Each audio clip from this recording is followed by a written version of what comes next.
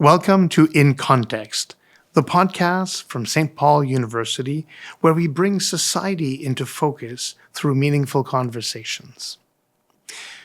In this episode, I had a fascinating conversation with Professor Laura Armstrong, a clinical psychologist whose work bridges psychotherapy and spirituality, as well as the transformative power of the arts.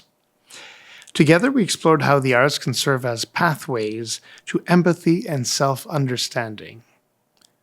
We also touched upon the therapeutic risks and rewards of introducing the arts into clinical settings, the reflection on why, even beyond therapy, art remains essential for everyone. This is a way we seek meaning, connection, and healing in our lives. If you enjoyed this podcast, I strongly encourage you to follow us on your favorite platform, including Spotify, Apple, and YouTube. And don't forget to, send in your comments, especially if you liked it. Get others to come in and listen as well.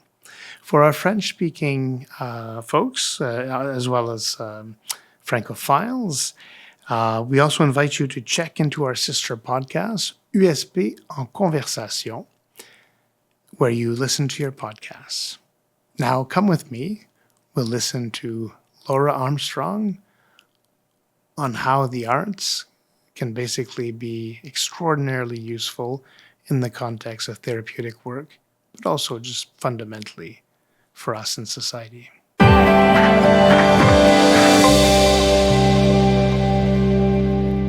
Laura Armstrong, hello and welcome to our podcast. Thank you for having me here today. It's my pleasure. You're a clinical psychologist, professor in the School of Counseling, Psychotherapy, and Spirituality at St. Paul University. You've also been drawn to arts practice, its study, and its impact on mental health. And this is why we're here today. And I remember when we first met, and I was curious to find out what you're working on, and I come from the arts, and I think immediately we connected on that. My own interest has been deep-rooted in the social impacts of arts, and then you talked to me about how the arts can actually be extremely useful and productive when used in the context of clinical psychology. So I'd like to hear your thoughts on the very notion of the arts as possible pathways to well-being, to better being. They're pathways to what, and how do we adopt them? Well, let me start with a couple personal stories. Sure. And then I'll go into my research. Yeah. So back when I was in high school, in grade 9, I was a shy, bullied kid. And I kind of found my way in the music room and in theater productions, and that's where I found my people. Right. And I went from this shy person to a leader in the school. I became a student president. And so really it was the arts that got me there, because the arts create a community, creates shared common goals. It's creative bonding. Yeah. And so that's how I got where I ended up in high school. And then add to later in life, the past couple of years have been tricky because I lost some important people in my life who passed away. And I turned to writing as a means of coping. Right. So in the past 2 years, I've written 5 novels. And I'd never written a novel before. And in the past 2 years, I'm on my 5th novel right now. Okay. So it's a means of exploring feelings, a means of escaping into an imaginary world. And it's also a way where I want to share my research findings through fiction as a non-traditional way of knowledge translation. Right. I'm curious about that. So when you write a novel, and you're well-schooled, obviously, in psychology, are you tempted to sort of use some of the tools and tricks of the trade, or does this bring you elsewhere? Does novel writing, and first, I guess theater, and I know you sing as well, or does that bring you to somewhere closer to your heart and farther away from your brain, for instance? It's kind of a combination thereof, because one of the main characters in one of my novels was a psychologist. Aha. So there's some therapy that happens in the novels. Right. So I right. did bring in some of the tricks of the trade into the novels too. Interesting. Yeah. So basically, the arts are a means of coping, reaching good mental health, and they're a way that young people can experience what I call in my research meaning mindset. Okay. So in my research, what do you mean by that? Meaning mindset. Meaning mindset is a sense of awe in connection with others, in experiencing things such as the arts, in So it's just a means of experiencing awe in these things, and in addition to that, it's kind of experience through hope for the future, positive self-concept to be able to reach goals, agency over thoughts and behaviors, and openness to experience. So to experiencing the arts, to experiencing feelings and things like that. And those skills are actually teachable, as is empathy. So those are skills that we actually teach through my mental health promotion program for school children. Okay. That uses tell us about that. Yes, that uses original music and hands-on activities, drama-based and art-based, to teach kids skills for resilience. Right. So not only does it enhance meaning mindset, because those are the skills that we're teaching, but in turn that enhances their mental health. Okay, so you've given us quite a few important themes and topics and terms. So resilience, first of all. You talked about empathy as well, and awe, a sense of awe. So let's go backwards. I'd like to hear you about that sense of awe and how do the arts bring us to that sense of awe? And also then I'd like us to focus on empathy. And what do you mean by the arts bringing us a sense of empathy? So let's start with awe. Let's start with awe. Yeah. Well, one way that we can experience awe is through the 3 pathways to meaning. If you know the literature on logotherapy by Viktor Frankl, we know that there's really 3 pathways to experiencing that sense of awe or that feeling of meaning.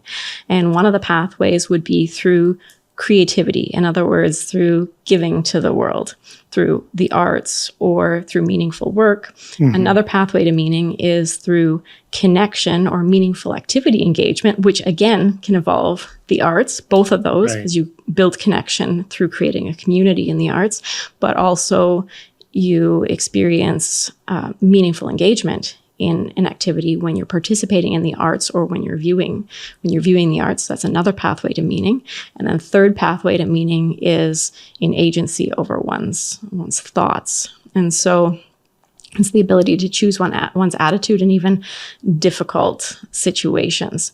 And the arts can be a means of teaching the ability to do that. A pathway to meaning. So this could be in many things. So an active participation in meaning making on the part of the artist, the emerging artist, or do you feel there's the arts are like a tool to get that meaning? If it is, what is that meaning?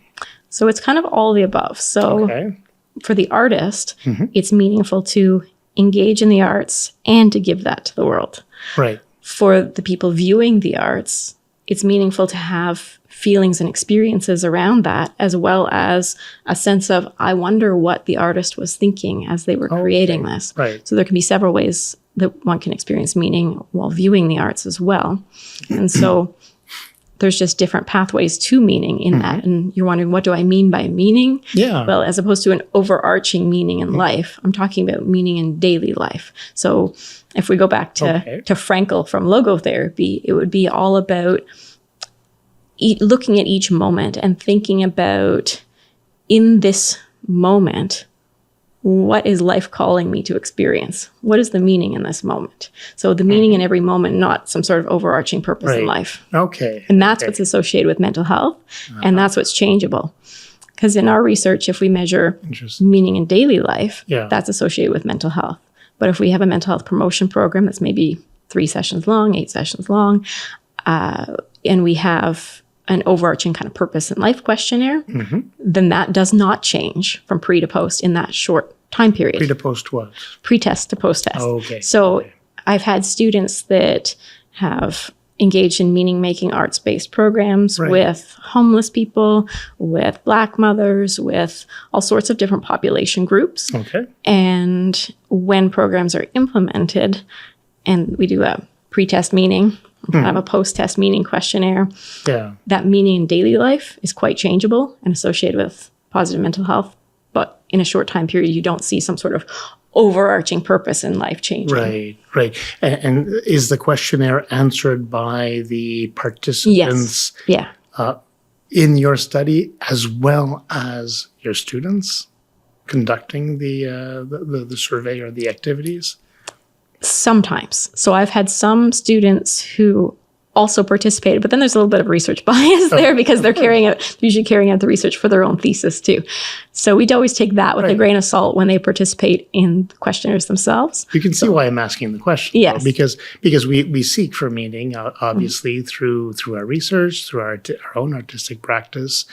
And you know, if we're setting up, I guess, like a lab, experiential context in which other people provide data, we can also affect the data. And you said it, we have our biases, we have our preferences, and we are seeking meaning, not only through the results we'll get, but through our ongoing interaction with individuals.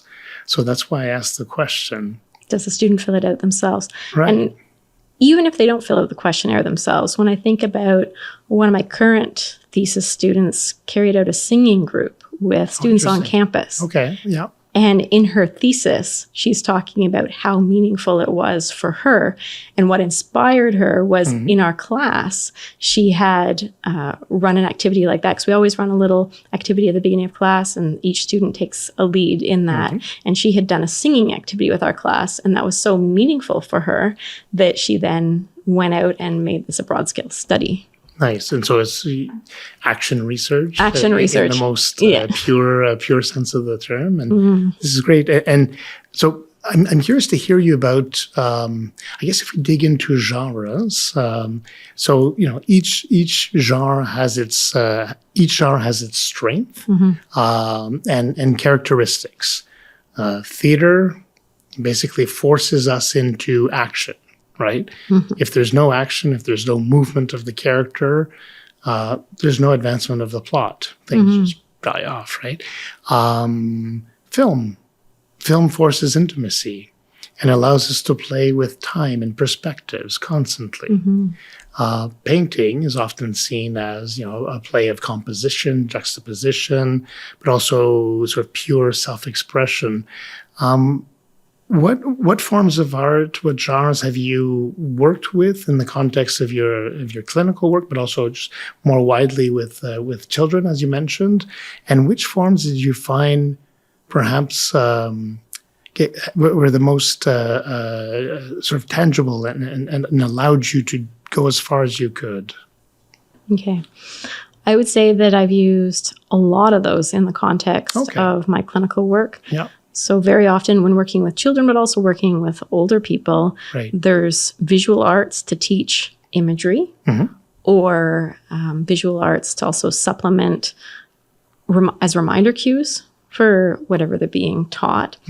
I've used singing. So when I've run groups, often there might be a topic of the week or a topic that is kind of a culminating topic. And we say, okay, over the next 10 minutes, let's use words that describe this topic. And those are going to become the lyrics of your song. Okay. And I'll bring in a guitar, and whoever in the group plays the guitar will start playing the guitar. Right. And we'll take these words that they've generated, weave them together into rhyming lyrics, and then the whole group will sing the song. Right. Because I'll come up with the tune. I usually, I'll come up with the tune. I'll show them the tune, but to their chords, their lyrics. We'll sing it, we'll record it, and they all get copies of their song as a reminder of what they've learned. And I think that's actually something that's really important. Like when you look back at your childhood and you remember educational programming that you have watched, what do you remember from that programming? You've just switched it around, but I will I answer. did. Okay, so my childhood was both Sesame Street and Passepartout. What did I see? I saw a lot of puppets, but also real themes. So you remember the real themes. What I remember... Like interesting, deep themes that I was sort of afraid to touch, but they were addressing. And that's something that stayed with me. And is there anything that triggers those memories? Well, you asking me right now. Yes, that's true. Songs. That's where I was going with this. Yeah, because when I look back at the programs that we watched in school, all I remember is Tele Francais, Tele Francais. Oh, okay, yeah. Or It's a Beautiful Day in the Neighborhood, right? And because of Mr. songs, we remember some of the content. Like when I look at my mental health promotion program for kids, each of the units uses songs to teach the skills by telling a story. And so both in my clinical work and in my program for kids, I'm using music to teach kids as a reminder cue, because there's a lot of research that says that memory and learning are associated with music. Right. So I think that people will remember the content better because of the songs. Like when I go into a school for a public presentation, say it's a mental health day and I'm their keynote and I'm speaking to a room of 800 people, I might play one of the songs from my program. Even though it's a high school, I might play one of my songs and the whole room comes together and starts to sing it. That's pretty powerful. Right. So they're going to remember, potentially, they're going to remember that someday and maybe even remember the content of the presentation because they remember this little earbug that floats around with them over the years. So music is another means in which I wasn't off top. No, absolutely. I use visual arts. I use music both in my programming and in therapy work with clients, and drama. Drama, I find, is a way to access feelings. Like, say one of the activities I might do would be, I might stand up with a client or a group if I'm running it as a group, and we look at, okay, so I'd like you to show me what a little bit of anger looks like. So we act it out, right? Okay. So we act out a little bit of anger. And it's okay, where are you feeling that in your body? And they're like, okay, I'm noticing I'm clenching my fists. So you're feeling it in your hands. And then we move a little bit across the room to like, okay, so now a little bit more anger. And so then they show that a little bit more anger. And then they can say, okay, here's where I experience it in my body. And then we get to a lot of anger, but then we step back. And so for that exercise, what I'm trying to teach people is where in your body do you start to feel that feeling before it becomes too big, before you experience it in all these other places. Because if you can experience it and have an awareness of your feelings as they start to emerge, then sometimes they don't explode like a volcano. Absolutely. So it's a somatic process through which we, basically, as you know, the parts of our body tell us things. And also we do feel various emotions throughout our body. And so you use this for self-awareness. Yes. And you touched upon something earlier. I'm coming back to this notion of empathy. Perfect timing. Because it seems like those sorts of exercises are useful. Well, I guess let's define empathy, because it can mean so many things. But fundamentally, what do we mean when we talk about empathy, and how do we get it? How do we attain it? So empathy is the ability to put yourself in another person's shoes. Okay. It doesn't mean that you're experiencing sympathy for them. What it means is that you are trying to experience their experience as they've had it. Yeah. Right? So even if you've never had that experience in your life, you can still have empathy by truly getting an understanding of what that was like for that person. What did they feel in that situation? What are their thoughts in that situation? What was going on for them? And so to truly get a sense of their lived experience, that is empathy. Yeah. And empathy is basically literature teaches us empathy if we read properly and actually sort of dive into what's written. Theater teaches us empathy, and because we feel things, right? What happens when we don't feel anything? Because this is the case for many people. How can the arts teach them to truly get in touch with their feelings? without projection, without faking it. So I think that's a particularly timely question because we're living in a time period where some people will say empathy is a weakness. But if politically, so if people say that, then what you get is a greater likelihood of dehumanization of others and seeing people as lesser or not having an understanding. Therefore, that increases conflict. Whereas if you have a good sense of empathy, then that actually reduces the risk of violence. It's being able to understand, even if you don't agree with someone, you can understand that they might have feelings that are similar to yours. They might have their experience is human, in which case you can connect even if you disagree with them. So empathy is actually a great strength in order to prevent division in humanity. So your question is very timely. How do we teach empathy through the arts?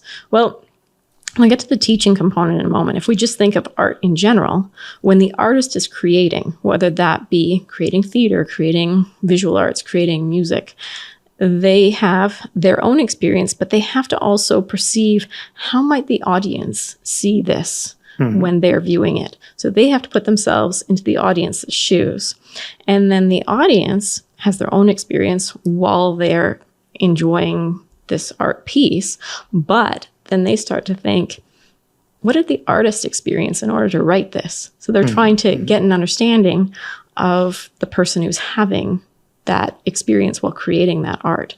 So the arts can just, by nature of those things I just mentioned, create and build that sense of empathy. Right. So in individuals, but also in societies. I'm listening to you, and obviously I'm thinking of Bertolt Brecht, and I'm thinking of Augusto Boal, and these various theater practitioners who became theorists also of how performance can basically affect societies. Boal called theater a rehearsal for revolution, or a dress rehearsal for revolution.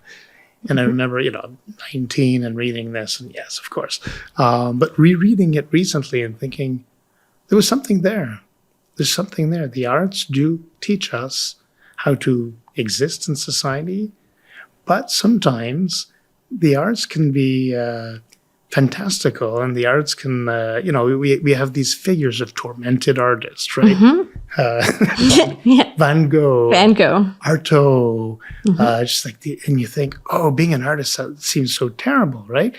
But at the same time, these people went to the core of something, and they're exploring what Aristotle, referred to as the catharsis, right? Not only are we expected to experience it, but they experienced it for us. Is there a danger when you introduce the arts in a clinical setting where it can trigger things? It can basically get people to spiral. I'm just curious, are there safeguards? Is it dangerous? So in a therapy setting, of course, there's a psychologist there to follow the journey along with the person. And if something emerges, that's beautiful, because then we can actually work on that. What are the thoughts they're having right now? What's the likelihood of that happening? So challenging some of those thoughts as they kind of emerge, and by the arts bringing up some of these things, that can actually be really helpful, because then we can then address them. What do you do with it? I don't know, the arts elicit traumatic thoughts about something. Okay, so what do we do in that circumstance? So if it's in a therapy context, when the arts elicit something traumatic, then we can actually work on that by discussing and trying to get at what their experience was. Right. I find that when something comes, have you ever heard of Santre? Like Santres? No. Okay. So yes, sorry. Yeah, so there's a really creative, so there's a creative thing that you can do in therapy where people will build their world in the sandbox. And that's adults or kids. I get a lot less from kids from this, much more from teens and adults out of this, course, actually. Because we're finally having recess as we used to. Right. And when people create this sandbox, and I ask them to describe that to me, all of a sudden, as they're describing it, they're like, I never even thought of that before. Yeah. So I find that what the arts do isn't create something dangerous, it creates insight. It gets at some sort of, I'm not Freudian, but I will say some sort of unconscious thought, things that they weren't aware of before. And it brings that up, and then they're able to analyze it for themselves, not in a weird sort of way, but analyze it as, I never thought of this before. I never made this connection before, but this is really reflective of my experience. So I find that in the arts, using the arts, it never really brings up something that is hard to work with. Instead, it usually brings up insight. Right. Now, when it comes to educational programming that teachers are delivering, and we have my mental health promotion program, when it comes to that, the songs are telling a story, but it's not addressing the children's own issues. What they're learning is a skill set, a toolbox that they can then take into their lives and apply, because they're not discussing their own issues, rather. Right. So they can address their issues through art, through learning the tools, character, through the tools, yes. through there's like an externalization in a sense there. Yes. Interesting. Yeah, it's externalizing. And actually externalizing is very powerful in therapy too. Yeah. I've had clients where they say, it's like there's always this little voice on my shoulder, always out to get me, always criticizing me. And I say, okay, can we draw that little voice? Right. And so they name it, they draw it, we put it on the chair. I won't tell you what they call the little voice. And it's like, okay. They can own that themselves. They can own that themselves. Yeah. And they'll talk to the thing in the chair. What would you say to that? And then they talk to their drawing, and then it becomes humorous. And sometimes humor creates healing in and of itself, and softens the voice that's always critical. It's interesting because humor, my references are mostly performing arts, but in classical theater, humor was a corrective, right? Or rather, laughter was a corrective. We laugh because we are correcting the character's mistakes, errors. So in this case, it sounds like humor is acceptance, or humor is understanding. Humor is understanding, and it's softening their ultra critical, ultra extreme experience to something that can actually be a little more playful. Right. Well, this is a fascinating trip through notions of empathy, renewing a sense of awe, connecting to meaning, the great meaning, but also our own sense of meaning. What do the arts mean for you, Laura, outside of the context of your work? What do the arts mean, and what do they bring you? For me, I think the arts mostly have brought a sense of connection. It was a way for me to find my people. It was a way for me to find healing in different situations. Like when remember the bus train crash in Ottawa 12 years ago, where I lived then? That was basically right behind my house. And until 4 days before then, so I'd started working at St. Paul's. So until 4 days before then, I was taking a bus to Ottawa, that bus, the one that crashed into the train. And so that really affected me. And so I went with a group of people to the vigil at the site of the crash. And I just broke out into a chorus of Amazing Grace, and the entire crowd started singing along. So that was a moment of connection, of shared healing, right? So what do the arts mean to me? Connection is one piece. The other piece is it's a way of getting things out. I'm the type of person who hears an entire orchestra in my head. And unlike my kid, who can just score that out, it takes me a lot longer, but I still take that orchestra in my head and figure it out and write these songs. So I've written the songs for my mental health promotion program because I always had this orchestra in my head. So it means to turn off the sound in my head, turn off the tune to get it out there. And once it's out, we're good. It's gone. Yeah. And so that produced 5 novels, it produced songs, it produced an impulse to go out and do workshops. Laura, thank you so much for sharing. It feels like we've only barely scratched the surface. So I think we need to continue this at a further date. Sounds great. I have a lot more to say. I know. All right. Thanks. Thank you for having me.